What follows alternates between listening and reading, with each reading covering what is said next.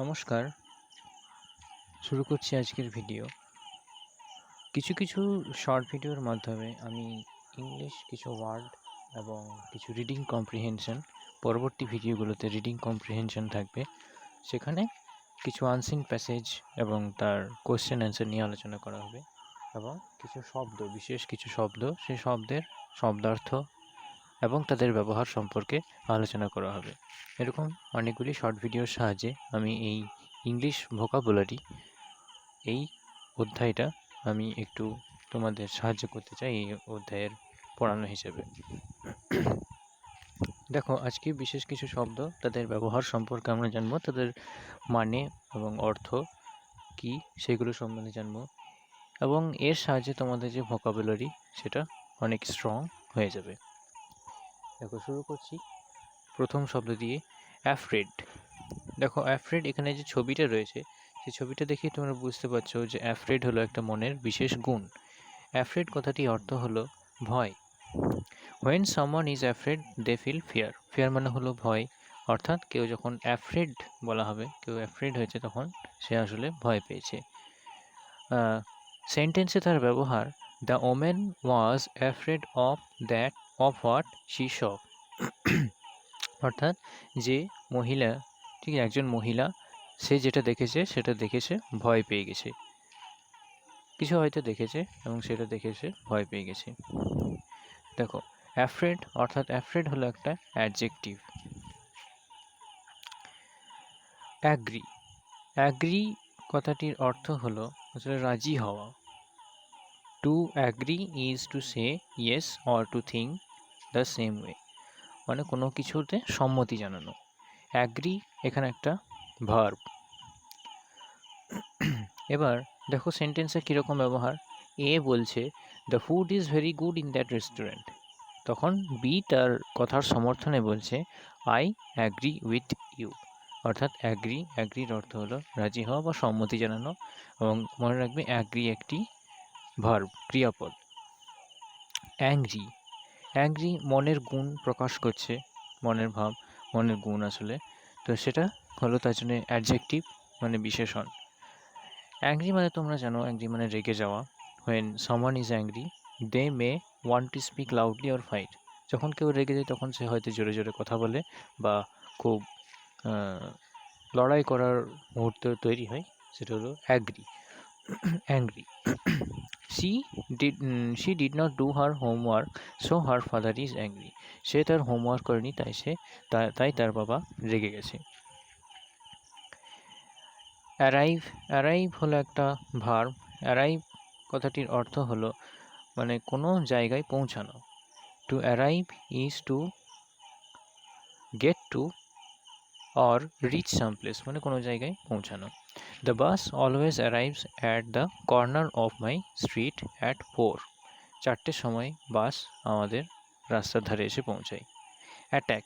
Attack মানে হলো to attack is to try to fight or to hurt. কাউকে আঘাত দেওয়া, কারোর সঙ্গে লড়াই করা, আক্রমণ করা। অ্যাট্যাক কথাটি বাংলা মানে হলো আক্রমণ করা। তাহলে অ্যাট্যাক হলো এখানে একটা ক্রিয়াপদ, verb. The man with the short attack the other man first. যে মানুষটি তরোয়াল নিয়েছিল সে অন্য মানুষটিকে আঘাত করল।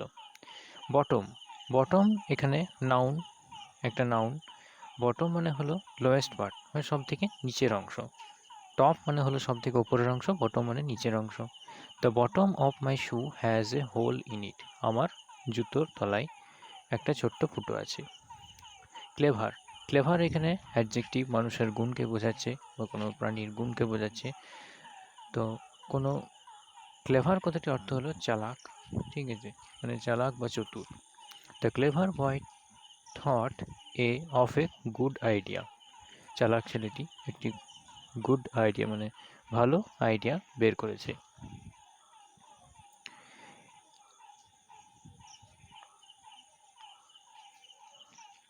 দেখো, ক্রুয়েল। ক্রুয়েলও মানুষের একটা গুণ। সে ক্রুয়েল শব্দটির অর্থ হলো নিষ্ঠুর। When someone is cruel they do bad things to hurt others.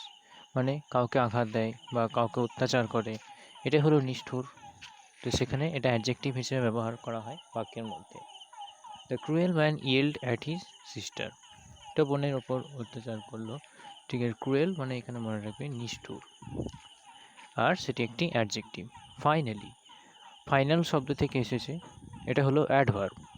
Finally মানে অবশেষে আর কি, কোনো বাক্যের অবশেষের কথাটির অর্থ হিসেবে ব্যবহার করা হয় finally. If something happens finally, it happens after long time or at the end. হয়তো কোনো অনেক মানে সময় পরে বা শেষে যখন ঘটে থাকে তখন বলা হয় অবশেষে, অবশেষে এটা হলো, অবশেষে রেজাল্ট বেরোলো, অবশেষে পরীক্ষা হলো, এরকম।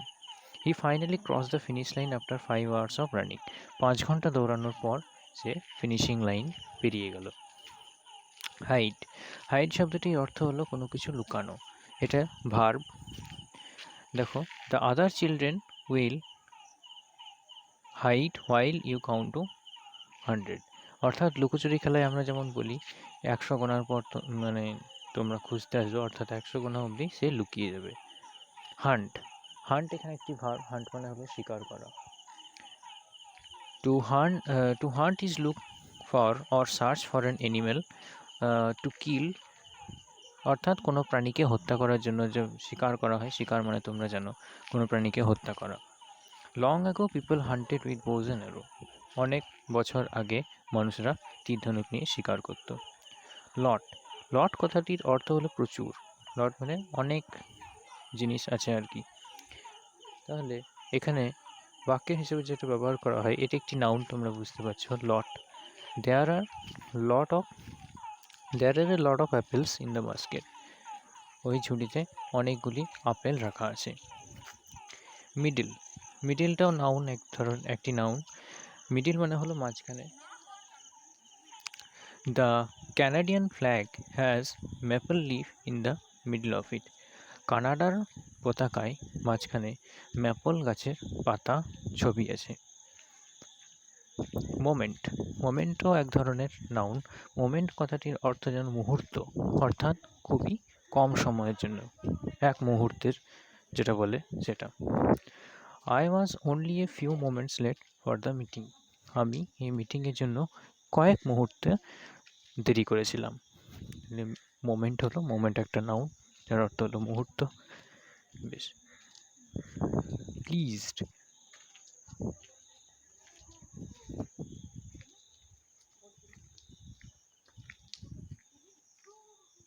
দেখো pleased, when someone is please they are happy. অর্থাৎ প্লিজড মানে হলো মুগ্ধ হওয়া বা অভিভূত হওয়া। অর্থাৎ হোয়েন সামান প্লিজ দে আর হ্যাপি, যখন কেউ প্লিজড হয় তখন তারা খুশি হয়। She was pleased with the phone call she received. সে যে ফোনটা পেয়েছিল সেটা শুনে বা সেটা রিসিভ করে সে খুব খুশি হলো। প্রমিস, প্রমিস মানে হলো কাউকে প্রমিস করা। প্রমিস এখানে একটা ভার্ব। প্রমিস মানে হলো কথা দেওয়া, বাংলায় কথা দেওয়া হয়। হি প্রমিস টু রিটার্ন মাই কি বাই টুমরো। সে আমার চাবিটা কালকে দিয়ে দেবে, আমাকে কথা দিয়েছে। রিপ্লাই, রিপ্লাই একটা ভার্ব, মানে প্রত্যুত্তর দেওয়া বা উত্তর দেওয়া, কোনো কিছুর উত্তর দেওয়া। She asked him what time his meeting was, he replied at 3। সে তাকে জিজ্ঞেস করেছিল যে তোমার মিটিং কখন, সে বলেছিল, সে রিপ্লাই দিয়েছিল 3টের সময়।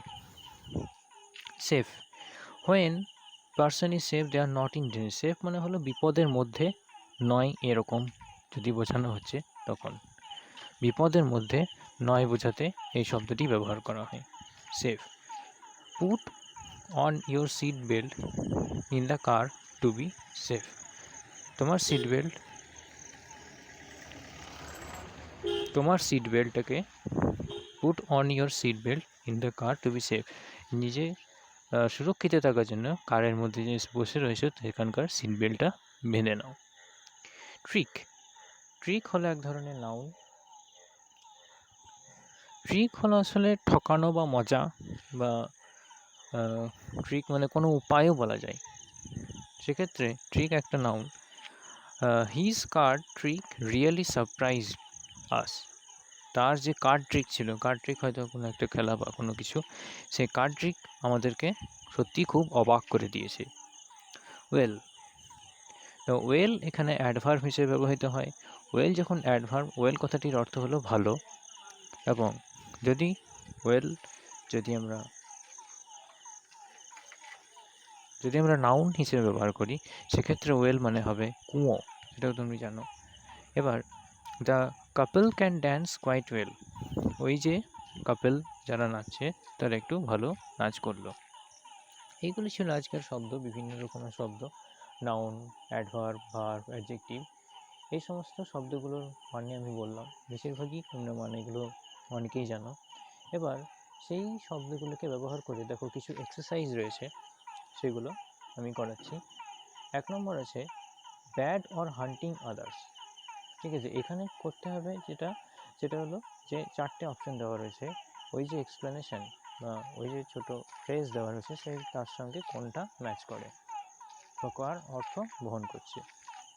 তো bad or hurting others, bad or hurting other মানে অন্যকে হার্ট করা, অন্যকে আঘাত দেওয়া, সেটা হলো ক্রুয়েলটি, অর্থাৎ cruel. 2 number at last or at the end, কথাটির অর্থ হলো সব থেকে শেষে, এটা একটু আগেই বললাম, সেটা হবে ফাইনালি। 3 নম্বর দেখো two try to fight or heart, এটা হলো অ্যাটাক, আক্রমণ করা, মিডল, প্লিজ, ট্রিক, এগুলো কোনোটাই নয়। To not let other see, কাউকে না দেখানো, অর্থাৎ লুকানো, লুকানোর ইংরেজি হলো হাইড। দ্য লোয়েস্ট পার্ট তোমরা জানো, সেটা হলো বটম। বি নম্বর দেখো, বি নম্বর দেওয়া আছে choose the right definition for the given word, যে ওয়ার্ডটা দেওয়া রয়েছে তার জন্যে কোন ডেফিনেশন বা কোন অপশানটি সঠিক। অ্যাংরি হলে মানুষ কি হয়, প্রথমত হ্যাপি হয় না, লো হবে না, ম্যাড মানে পাগল, স্কেয়ার্ড মানে একটু অসন্তুষ্ট হওয়া বা একটু ডিস্টারবেন্সের মধ্যে রয়েছে বা ভয় পাওয়া, এই অপশানটাই সঠিক, অ্যাংরি, স্কেয়ার্ড। মোমেন্ট মানে এ শর্ট টাইম, তোমরা পড়লে একটু আগেই, ঠিক আছে, মানে মুহূর্ত। তারপর দেখো রয়েছে প্রমিস মানে হলো টু সে আই উইল, অর্থাৎ আমি করব বা আমি কথা দিচ্ছি, এরকম কোনো বাক্য। রিপ্লাইয়ের অর্থ তোমরা জানো, টু অ্যান্সার। সেফ মানে কি বলেছিলাম, নট ইন ডেঞ্জার, মানে বিপদের মধ্যে নয়। সেক্ষেত্রে দেখো ফুল হবে না, নট সিন হবে না, হ্যাভিং মাচ আর মেনি হবে না, not worried about being heart, অর্থাৎ সে সেফ আছে মানে তাকে কেউ আঘাত পৌঁছাতে পারবে না বা তাকে কেউ আঘাত করতে পারবে না, এটা মনে করা, এটাই হলো সেফ। 2 নম্বর এক্সারসাইজে দেখো কি রয়েছে, এখানে 2টি বাক্য দেওয়া থাকবে। এখন বোল্ড করা যে শব্দগুলো তোমরা দেখতে পাচ্ছ, সেই বোল্ড করা শব্দগুলোর সঙ্গে পুরো বাক্যটা মিল হচ্ছে কিনা বা সঠিক কিনা, সেই বোল্ড করা শব্দটি পুরো বাক্যের সঙ্গে মানে সঠিক হচ্ছে কিনা, সেখানে মানে সেটাই তোমাদের বলতে হবে। যেমন ধরো, এ clever person can solve a puzzle easily, এটা ঠিক আছে, একটা চালাক মানুষ পাজল সলভ করতে পারে। কিন্তু দেখো বি নম্বর যেটা আছে, when plane arrives it leaves the ground and goes into the sky. Arrives মানে হলো কোনো জায়গায় পৌঁছানো, তো পৌঁছালে কি তার মানে প্লেন ল্যান্ড করবে, সেক্ষেত্রে এখানে যেটা লেখা আছে ইট লিভস দ্য গ্রাউন্ড, অর্থাৎ আকাশে উঠতে শুরু করে দেয়, তাহলে এটা হলো ভুল, 1 নম্বরটাই সঠিক। At noon the sun is near the bottom of the sky, এটা হতে পারে না, যখন দুপুরবেলায় 12টা বা এরকম কোনো সময়ে সূর্য কিন্তু একেবারে আকাশের ওপরে থাকে, তখন সেক্ষেত্রে বটমের বদলে এখানে টপ ব্যবহার করা হবে। আর বি নম্বর যেটা আছে সেটা একদম সঠিক, if I break my brother's bike he will be angry, আমি আমার ভাইয়ের গাড়ি যদি ভেঙে ফেলি তাহলে সে রেগে যাবে। It is easy to hide in a dark place, অন্ধকার জায়গায় লুকানো সহজ, এদের ঠিকই লাগছে, এটা ঠিক আছে। Many kind of fish R afraid of water, এটা তোমরা পড়ে বুঝতে পারছো এটা ভুল, যে মাছেরা কিছু মাছ জলকে ভয় পায়, এটা সম্পূর্ণ ভুল। At night your parents may say hide your eyes and go to sleep, এবং 2 নম্বর লেখা আছে heavy things will go down to the bottom of the ocean. দেখো at night your parents may say hide your eyes and go to sleep, এটা যেটা লেখা আছে এটা hide না হয়ে হবে close your eyes and go to sleep. আর হেভি থিংস মানে সমুদ্রের নিচে চলে যায়, এটা কিন্তু একদম সঠিক। It is cruel to keep a dog in small cage all day, একটা কুকুরকে যদি ছোট্ট খাঁচায় ভরে রাখা হয় তাহলে সেটা নিষ্ঠুরতা, এটা ঠিকই, এটা ঠিক আছে। কিন্তু 6 নম্বর যেটা লেখা আছে দেখো, your mother will be angry when you get good grades in school, স্কুলে ভালো নাম্বার পেলে তোমার মা রেগে যাবে। এই কথাটা, এই বাক্যটার মধ্যে অ্যাংরি শব্দটা কিন্তু যথাযথ নয়। 6 নম্বর দেখো, animals can hunt because they do not have hands, animal can not hunt because they do not have hand, it is good idea to arrive early for classes. দেখো অ্যানিম্যালদের যদি হ্যান্ড নাই, মানে যদি নাও থাকে তাহলে কিন্তু তারাও কিন্তু হার্ট করতে পারে, কামড়ে দিতে পারে বা খামচে দিতে পারে, তো সে কথাটা কিন্তু ভুল। কিন্তু এই যে পরে যে বি নম্বর সেন্টেন্স রয়েছে, অ্যারাইভ আর্লি ফর ক্লাস, এটা কিন্তু সম্পূর্ণ সঠিক, ক্লাসের মধ্যে তাড়াতাড়ি পৌঁছানো উচিত। দেখো তারপরে যেগুলো রয়েছে 7, 8, 9, 10, এর উত্তরগুলো তোমরা নিজেরা করবে এবং উত্তরগুলো তোমরা কমেন্ট বক্সে আমাকে জানাবে। নিচে যে কমেন্ট বক্স রয়েছে সেই কমেন্ট বক্সে আমাদের এই 7, 8, 9, 10-এর কোন উত্তরটা হবে সেটা তোমরা লিখে জানিও। পরের ভিডিওতে আবার এরকম কিছু শব্দ এবং অবশ্যই সেটা ইম্পর্টেন্ট হবে, তার মধ্যে আনসিন প্যাসেজ থাকবে এবং সেই আনসিন প্যাসেজ কীভাবে পড়তে হয়, কীভাবে তার উত্তর করতে হয় সেটা আমি দেখাবো। তো আজকের ভিডিও এই পর্যন্তই, বাই।